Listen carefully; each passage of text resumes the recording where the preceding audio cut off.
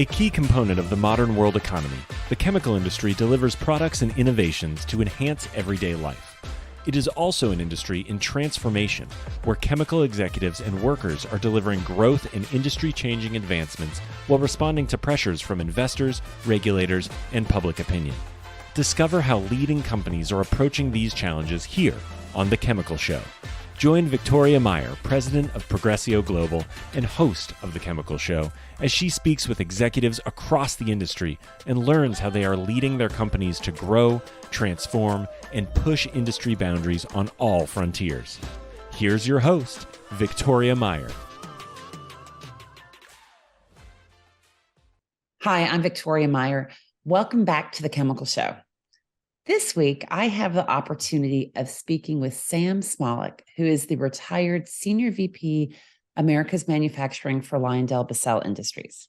Sam has a long history in the chemical industry, and in fact, you may know him from his time leading EH&S at either LyondellBasell, Shell, or Dow. Today, he sits on the board of directors at Axalta Coating Systems, Evergreen Industries, and Dux Unlimited. And most importantly, and what we're really here to talk about today is Sam has turned his 50 years of career success into several books, including The Daily Pursuit of Excellence. Sam, welcome to The Chemical Show. Well, thank you, Victoria. Very nice introduction. We should stop right there. Well, but we're not. So Sam, tell us a bit more about you. What is your origin story? What brought you to the chemical industry? Well, I went to a small high school, and I always enjoyed math and science. I was just a natural in math. English, that's a different story. But so the counselors would say, well, you need to be an engineer. And I didn't know what that was.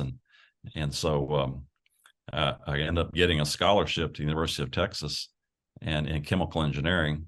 And so that's what I did. I went to chemical engineering, and it's just some people grow up these days, young people, and they have all kind of advisors, and they know what lies ahead. I was pretty naive and didn't really know, although, I went and made good grades and enjoyed every minute of it. So it's turned out okay.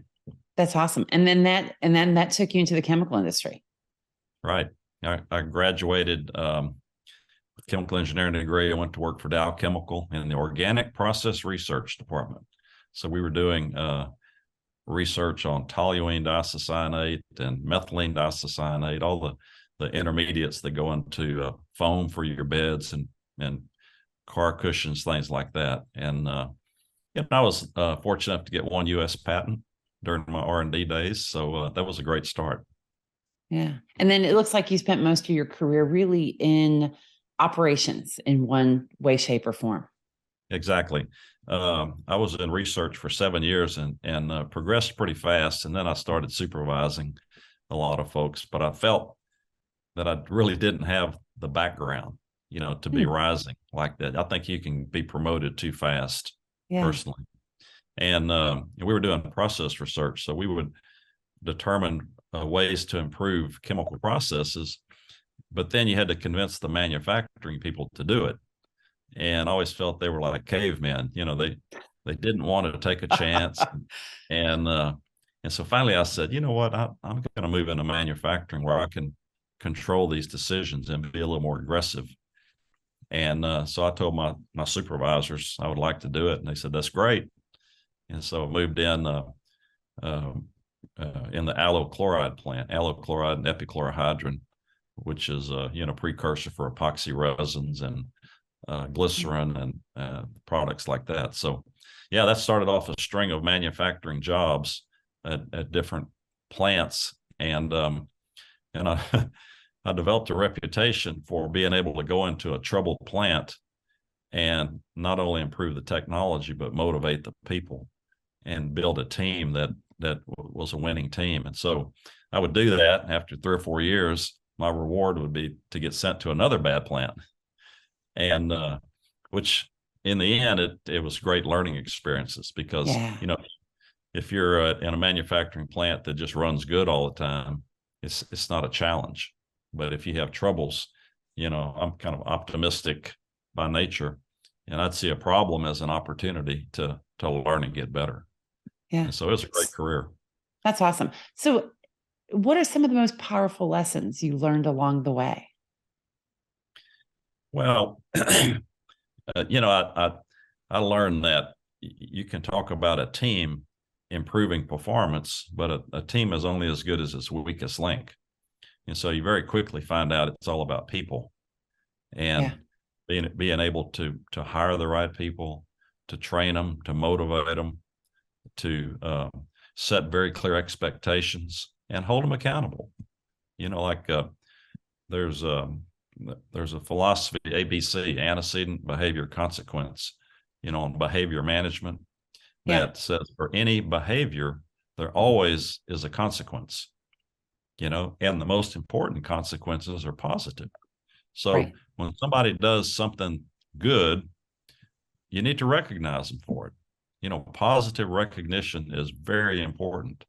On the other hand, if they don't do things the right way, you can't ignore it. And so I just learned very early on that you have to have the right people, make sure they have the right skills, and then and most people will rise to the expectations. They just had poor leadership in the past, and they just needed somebody to really set them forward. You see that in football or Yeah. sports. You'll have a group of people that have a mediocre team, and you get a new coach comes in, and with the same people, they excel. Yeah. And I remember Vince Lombardi. They would talk about him, the famous NFL coach. They say he can beat you with his team, and he can beat you with your team. And so that's Yeah. the way I always felt about it. Is bring out the best people's talents, and I write about that in my new book. Yeah. So let's talk lessons. about the book. Let's talk about what prompted you to write The Daily Pursuit of Excellence, and what's it all about? Well, let me finish my career story. So Okay. after 25 years of manufacturing, then Dow Chemical called me one day, my supervisors, and said, "We'd like to promote you to Global Vice President for Environment, Health, and Safety and Security and Sustainable Development." And at the time, I said, "Well, who did I make mad? I don't want that functional job. I like line management." And they wanted me to, I'd worked in Europe for a few years, and so they wanted somebody with global experience and somebody that could drive improvement. And so for the first time in my career, instead of having line management, my job was all about influencing others. So we had 400 locations around the world. So very simply, I had to drive improvement across all those locations. And you can imagine that's a big challenge. And Yeah. and it really emphasizes the importance to influence others. So how do you influence those locations? How do you influence the hearts and minds of the individuals at those various locations? And so I did that for 4 years, and then Shell came along and recruited me to do the same thing for them. So I ran all their global environment, health, and safety for the downstream business for Shell. And Shell's an enormous company. I mean, we had 30 refineries, we had 55,000 gas stations. So again, I continued to refine my processes and an approach to making that happen. And then I ended up at LyondellBasell. That company went bankrupt in the beginning of 2009, and they got a new CEO. He put together a new management team, which I joined, to bring the company back out of bankruptcy. And we turned it into one of the best and safest plants in the industry, or companies in the industry. So going back to your question, sorry for the long prelude there. I was just so fortunate for many, many years to work with great people, influence others, and drive performance improvement in all companies. Our performance accelerated, and the focus was on safety, but it takes the same things for safety as it does for reliability, for quality, for business success. And so it's all about people and systems and culture in the company. So what led me to write the book after I retired, I do some consulting, not a lot, but every time I'd go to somebody that's got a problem, I think to myself, well, we've solved that already. we've already solved it. Yeah. And so when COVID came, I thought, you know what, if you're going to ever write this down and write in a book, now's your time, when travel stopped. And so that's what I did. I just decided to take things that we learned through the years and put it in a simple form. My book is written with a lot of small sections of maybe 100 different things that we found to be effective in influencing others and driving performance improvement. And so that's what my book is about, the daily pursuit of excellence. Awesome. So, one of the fundamentals in the book, Sam, is operational excellence. And that seems to be a theme that kind of maybe rolls through your career, but also flows through this book. What's your formula for operational excellence? What does it mean to you? Well, I had a boss of a boss one time. He came in and talked to a group of folks. He said, you can either work every day and have mediocre results, or you can work trying to be the best. And that just stayed with me. Why not work to be the best? Mm. And so when you want to be the best, you want to win. That means you need to strive for perfection and realizing nothing's perfect, but you'll hit excellence along the way. So we use the phrase operational excellence. A lot of companies will use different terminology, but a story I like to tell is about restaurants. Okay, so you've been to a lot of good restaurants, probably, Victoria, yeah. Right? Yes. And if one is good, I've been to a few bad ones as well, unfortunately. Okay, but the good ones, if they're good, not great, but good, you might go back or you might go somewhere else, right? It's okay. Right. The bad ones, you remember those, and you'll never go back, and you'll probably tell others about it. If someone says, I'd like to go to this restaurant, you say, oh no, stay away from there. I had a terrible experience. So nobody wants to be bad. But then there's some that are excellent. I mean, they're cream of the crop restaurants. And that's the kind that you'll make reservations way in advance. You might even pay more when you go in there. I mean, it looks good. The food is great. The service is great. You tell other people about it. You brag about it to others. Right. And that's the way I used to tell our people, say, look, we want to be the best. We want to be the cream of the crop because we want people to brag about our company or our plant and tell others about it. And once you get that philosophy, it's like the Super Bowl that we just had, right? Yeah. You have two teams that are cream of the crop, right? And they didn't get there by being good. They got there by being excellent. And they got there by each person on the team doing their job in an excellent manner, avoiding mistakes and driving top performance at all time. And so that's what a coach does. That's what a leader does. They influence others to be better and to do their best. So my formula that I came up with is there's really 4 components. I like to simplify. So if you want to achieve excellence, everybody knows it begins with leadership. Okay. And we can talk about leadership all day long, but people do the work. So you have to have the right people doing the right thing at all times and always giving the best effort. Like if you go into a hotel, you can tell where the people come up to you. They want to take care of every detail, or they're sitting over there. They don't care. I mean, it's obvious. Yeah. So leadership, definitely. people, but systems, you have the winning teams, winning companies have a good management system, and not just one that's on the books that nobody looks at, but one that is usable. The standards, the processes are simple, and people follow it because it eliminates variation. So you get your system right. And then finally, culture. Culture is do people follow the system? Do people live it? Do they meet your expectations every day? And so a good management technique is if you get your system right, which is how work is supposed to be done, and then get your culture right, which is how work is actually done, then you can focus on leadership and people. But a lot of companies, they blow past the basics They have an aspiration that, inspire, they want to be a certain way, but they don't have the capability to get it. And they wonder, why don't we deliver the right kind of results?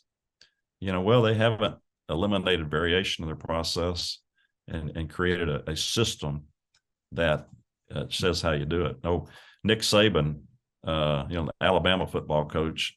I'll give a lot of football examples. That's all right. I like football. I played football in high school, and so I love football. But Nick Saban, and part of my job, as I worked on how to influence others and drive results, I would study leadership in companies, but also in sports, because it's the same philosophy.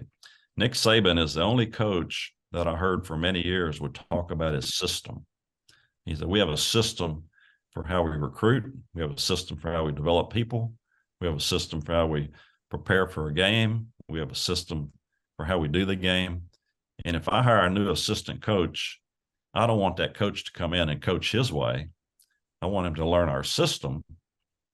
And then if he's got improvements, let's talk about it.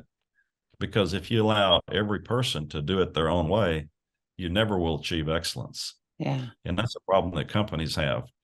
If they are leader-centric, people-centric, so they allow every, say, a plant manager or department manager or hotel manager, whatever, to do things their own way, then they're only as good as that person.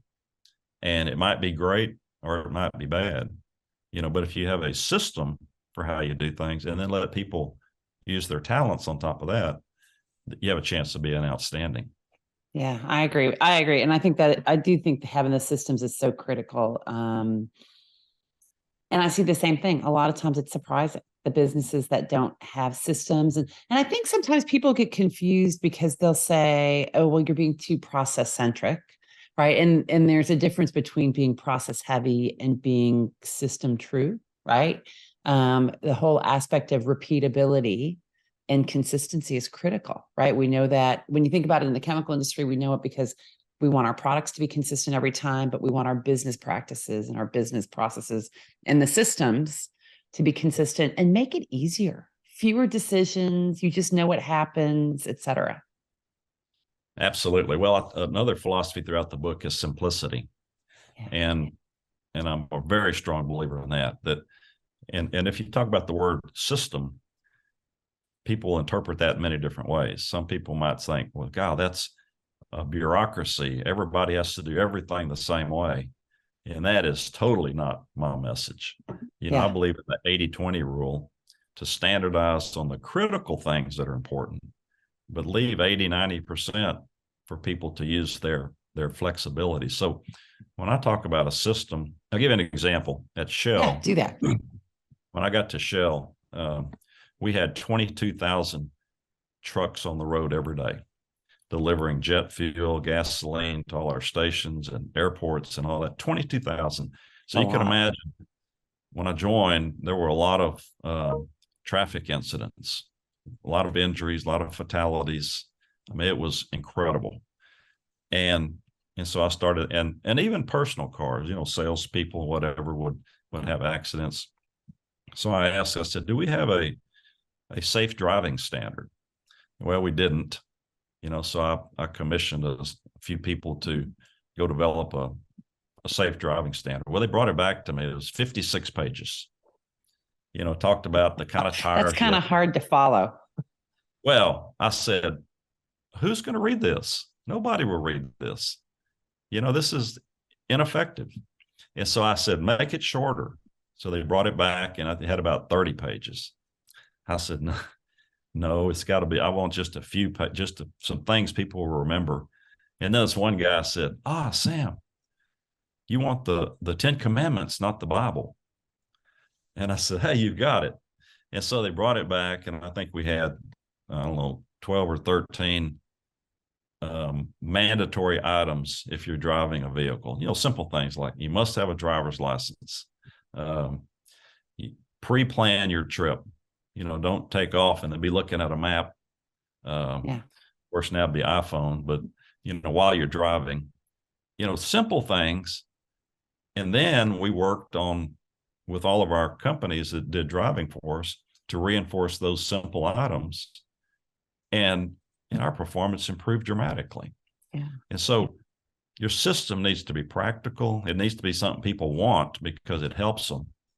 And if people say it's too bureaucratic, reduce it. And there's some sections in my book that give specific examples about how to simplify a system, how to simplify a standard or a work process, and even how you write it. There's something called the flesh factor that simplifies reading material. In other words, is it USA Today type of reading, or is it Harvard Business Review reading, or is it an IRS document complexity? There's ways to measure that. So we taught all of our standard writers and process writers how to write in a very clear and simple manner. Yeah. And Sam, you and I overlapped at Shell for a period of time, although we didn't work together and didn't know each other at that time. But I do recall even just, being able to distill something down to one page, simple picture, simple words.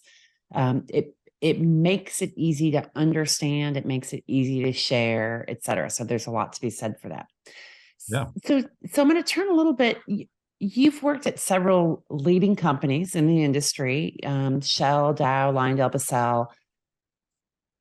They're all leaders, and yet they all seem to have really different approaches to business, to operations, and to operational excellence as you frame this the system. How do you differentiate or distinguish their approaches? How do you characterize this in terms of similarities and differences, and what makes them who they are? Well, that's an interesting question. These Dow and Shell are 100-plus-year-old companies. And so, you establish a culture over the years of who you are. So when I joined Dow, they had a very, very strong safety culture, process safety culture to eliminate incidents. And I learned a whole lot working at Dow. I would put from a manufacturing point of view, I'd put Dow up against anybody. When I went to Shell, Shell had a different history. It was a joint venture, Royal Dutch Shell. You remember that? Yeah. It was a joint venture until 2005. And they had a committee of managing directors. They didn't have a CEO. And so they did just the opposite of what I'm talking about. It was called the Royal Dutch Shell Group of Companies. There were like 2,000 subsidiaries. And so they would hire good people to go run these different subsidiaries. And it gets back to what I was saying. You're only as good as the people you put in place. And I think that system served Shell very well for the first 80 or 90 years. But in the 90s and the early 2000s, by the time internet came around and the world communication was much easier, Shell got left behind because these companies that were standardizing on a global basis were starting to take the lead. And Shell got in a big trouble in 2003 by not classifying reserves consistently. The SEC came after them. The CEO got fired. The stock took a big hit. So in 2004, yeah, I remember those times. Yeah, it was really sad for the people at Shell. So I hired on in 2004. What they were doing was hiring people like myself to come in and build a global function to drive consistency in how things were done. So that was a different experience for me. And then LyondellBasell had just become a company. They had two companies merge just before they went bankrupt. And so there, we didn't really have a historical culture. There were two cultures that hadn't come together yet.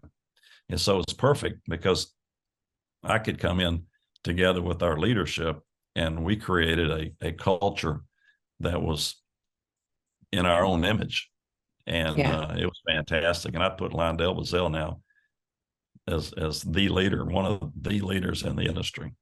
Yeah, interesting. Well, and I think this maybe becomes the subject of a completely different podcast. But I think when you talk about companies being leader led versus system led, I think for many years LyondellBasell was really leader led, and so its behaviors were in many ways influenced by the leaders in charge at the time that may have evolved. And I think that's, I guess, to be determined as they've got, a new CEO recently here in the past year.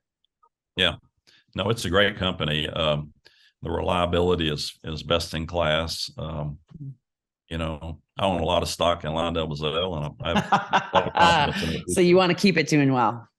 Yep. Yeah. Awesome. So how do you see individuals applying these concepts that you talk about in your book? When I think about the daily pursuit, it's kind of the, how do we do this on a daily basis? Well, what I did, this is actually, I modified it. The first book that I wrote was called The Power of Goal Zero. And Goal Zero was the fundamental philosophy behind a culture of excellence. And we a couple of us came together and developed Goal Zero at Shell back in 2007, I think it was. And then I just carried on to LyondellBasell the first day I was there. I said, we're going to be a Goal Zero company. Yeah. Which means zero incidents, zero defects, zero people getting hurt. And that philosophy really has, it simplifies things. People can understand it. Does. So I wrote this book, the Power of Goal Zero, and a lot of companies started using it and training. Some universities picked it up for training. And then I thought, as I would go out and promote the book and talk to people, that I wrote it about improving a company. And I thought, you know what? People want to know what's in it for me. And so I wasn't satisfied with it. And so I decided to rewrite the book. And I named it The Daily Pursuit of Excellence. And I changed the whole approach in the book, not about how to improve a company, but how you as an individual can improve your performance and then influence others to improve their performance. And so I still talk about the same concepts of a Goal Zero culture, the importance of a simple system and all that, but it's all aimed at individuals and how you can influence others, no matter what your job is. I tell one story in there about this. Most of the plants that I ran in my early days had a lot of trouble, and the morale was not good, and you had to fix all that. Well, I went to one plant, the vinyl chloride plant. It was Unit 1 in our Oyster Creek division, and immediately I was amazed by the technicians on the front line. They had 4 or 5 guys that were leaders. They influenced others. They said, we're going to do things the right way. And I went, wow, this is fantastic. So I didn't really have to work on them, but it showed the power of leadership at any level. Any person, if you're a subject matter expert or whatever, you can drive excellence and influence others around you to make the whole team be good. So I think answer your question, I wrote the book so that anybody who reads it, it's about you as an individual. The first chapter is all about ethics and integrity, and do what you say you're going to do, and try things that I learned that I think will help people to be a better person. And then I get into leadership and influencing others, and things how you can make the workplace fun. Talk about life balance as opposed to work-life balance. I get into a lot of things like that I think are helpful. So explain more about life balance. I know you referenced this, life balance instead of work-life balance. What does that mean? It's just one section in the book, and but I gave a keynote speech a couple of weeks ago, and several of the people had read my book, and one person said, Sam, everybody is talking about work-life balance, and instead you talk about life balance. And I said, well, I think it's a mental thing. When I say life balance, I found a formula a long time ago. It's the 7 F's. life is about a balance of faith, family, friends, finance, fitness, future focus, and fun. Okay. And the philosophy is to not neglect any of those 7 items for very long, because we'll get consumed by work for a while. But if you neglect your family, that's a bad deal, right? Right. If you don't eat right and sleep and exercise, fitness is going to impact your performance and your health. So anyway, life balance. And then what I don't like about work-life balance is work is such a big part of your life, and you can either approach work as a job. I'm going to come, I'm going to do my job, and then I'm going to go home. Or you can approach it as a career and part of your life and try to achieve excellence in your life all the time, whether you're at work or not.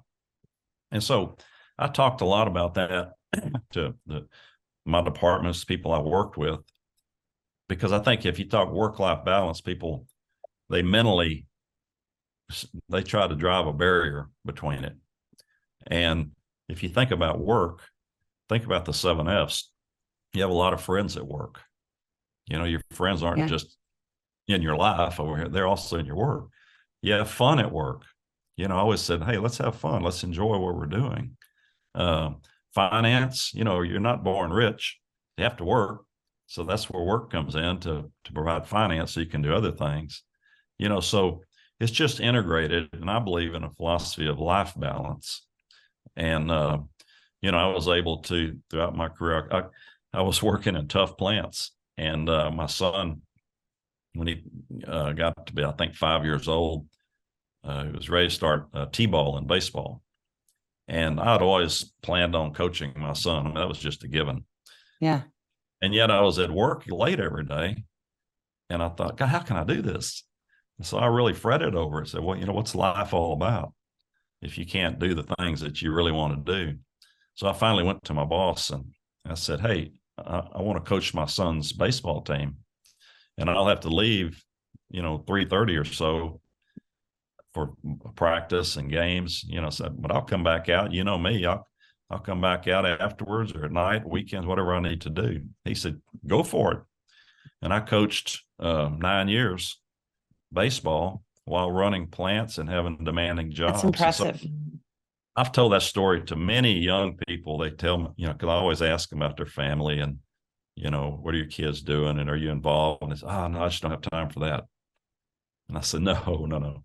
That's a bad excuse. If you don't say I don't have time for you, say everything else is higher priority because you choose the things that you do. That's right. And, and a lot of people have told me later on, they appreciated that advice. So to me, it's life balance. Yeah. It's it's hard. Doing this podcast, I don't have to do this, but if I can help a few people down the line, then to me, I enjoy it. Absolutely.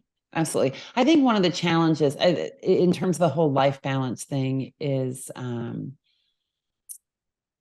being bold enough to ask for it and to create that to happen. Because I think some people don't necessarily feel comfortable doing that. And then it gets back to culture, a work environment, your prioritizations that allow that to happen. Because at the end of the day, especially today with virtual working and hybrid working and being connected 24/7, whether we want to be or not, it is life. Work and life are commingled. And so we have to figure out how to create the priorities and carve out time to do things at different times. And, when I worked a corporate role, we always, you did that. You figured out ways to balance it. And, frankly, I'd sometimes say, hey, I got to get home. And I'm going to be back online at 8:00 at night when the kids are in bed and I'm whatever, but I've got to be present when they're present. Yeah, that's perfect, Victoria. Yeah. It starts with setting your priorities. What's important to you? What do you want to achieve? And that's why the 7 F's are so helpful, because you can go back to them all the time and say, am I shortchanging any of these? Do I not need to change? Because our behaviors, we control it. Yeah. And like you said, you got to have confidence to do the right things. But um, you know, one other thing I learned in a time management class years ago, they said, how many of you find it you don't have enough time to call your mother as often as you should? And a bunch of people would raise their hand and say, well, life is a matter of priorities. Okay. So what you need to do, don't tell your mother, Mom, I never have time to call. What you need to say, everything else I do, Mom, is more important than calling you. And I said, well, I'm never going to say that. So I always made a point to call my mother. Yeah. And so it's as simple as that. What Yeah. are your priorities? And, I don't think any company expects you to work, 16 hours a day. Now there's times where you do, right? There's times where your family is demanding a lot of times, somebody's sick or whatever, so short times is fine, but on a long sustained basis, it's not healthy. And I find that people that enjoy life and are more balanced, they're better contributors at work. And it's just amazing. When I coached baseball, when I did a lot of things outside, I found I was more efficient with my time as opposed Absolutely. Yeah. And you're fresh. Your mind gets away on the other thing. Then you come back and you're ready to get it. So I think life balance, to me, that's the way to approach it. So, Sam, you sit on the board of several companies, Axalta, Ducks Unlimited, Evergreen. How do you bring your experience and in this focus of excellence into being an effective board member, into influencing what these companies do? Are you able to do that? Well, it's more difficult being a board member because you don't run the company. Yeah. You provide oversight, governance, and maybe you spend 30 or 40 days a year on a board role. But you can definitely convey at the board level your expectations. And my job on boards, I'm an operations guy. So all the boards typically have a lot of finance people or ex-commercial people or whatever. Yeah. And so I don't pretend to be the subject matter expert there, but I can go head to head with anybody when it comes to safety and operations and operational excellence. And so what I do is I put out an expectation of excellence in how we manage the company. And I like to begin with safety, because everybody understands the importance of safety. And if you get safety right, then other things start to be right. Because if someone is working hard to prevent injury or prevent an incident from happening, then they're more likely to not make errors on other things that affect reliability or quality of the product.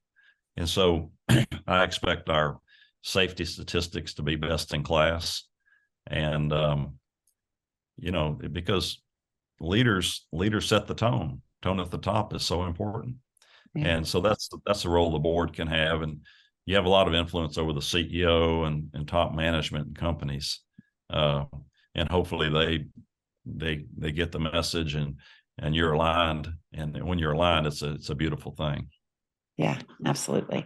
Sam, this has been really good. So I'm going to close with one question for you.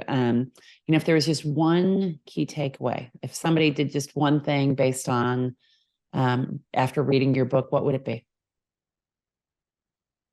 That's hard. You got 100 nuggets in there, and I'm making you boil it down to one. But yeah. Well, when I read a book, if I take away one or two good tips, I feel it was worthwhile.